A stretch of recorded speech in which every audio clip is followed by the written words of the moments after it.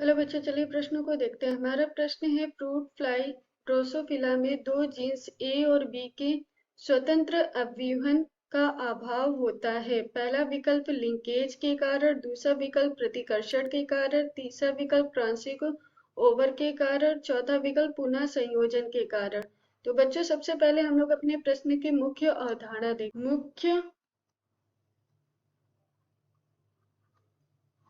अवधारणा। बच्चों, मुख्य अवधारणा के अंदर हम लोग स्वतंत्र अवयवन के बारे में जानते हैं कि ये स्वतंत्र अवयवन क्या होता है। स्वतंत्र लक्षणों का एक पीढ़ी से दूसरे पीढ़ी में वंशागति करना ही स्वतंत्र अवयवन कहलाता है। जब कोई लक्षण एक पीढ़ी से दूसरे पीढ़ी में स्वतंत्र रूप से वंशागति करता है तो इसे हम लोग स्वतंत्र अवयवन कहते हैं। जब कोई लक्षण एक पीढ़ी से दूसरी पीढ़ी में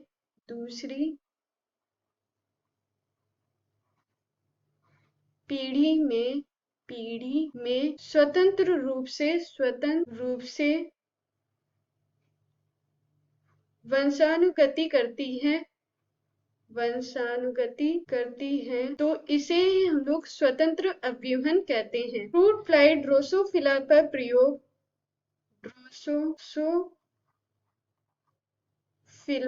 प्रयोग मॉर्गन ने किया था। इन्होंने ड्रोसोफिला पर प्रयोग सहलंगता के अध्ययन के लिए किया था। सहलंगता के अध्ययन के लिए इन्होंने इस पर प्रयोग किया। इसमें ड्रोसोफिला में ए और बी दो जीन पाए जाते हैं। ए और बी दो जीन्स होते हैं जो भौतिक रूप से आपस में जुड़े रहते हैं। इसी को ही हम लोग सहलंगता कहते हैं। इसी को ही हम लोग लिंग सहलंगता कहते हैं।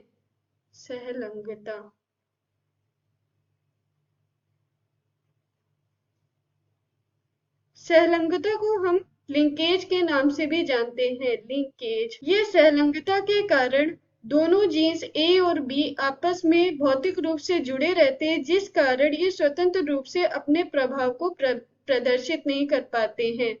तो जैसा कि हमारा पहला विकल्प दिया गया है लिंकेज के कारण, तो ये विकल्प हमारा सही है। दूसरा विकल्प है प्रतिकर्षण के कारण, ये विकल्प हमारा गलत है। तीसरा विकल्प क्रॉसिंग ओवर के कारण, ये भी विकल्प हमारा गलत है।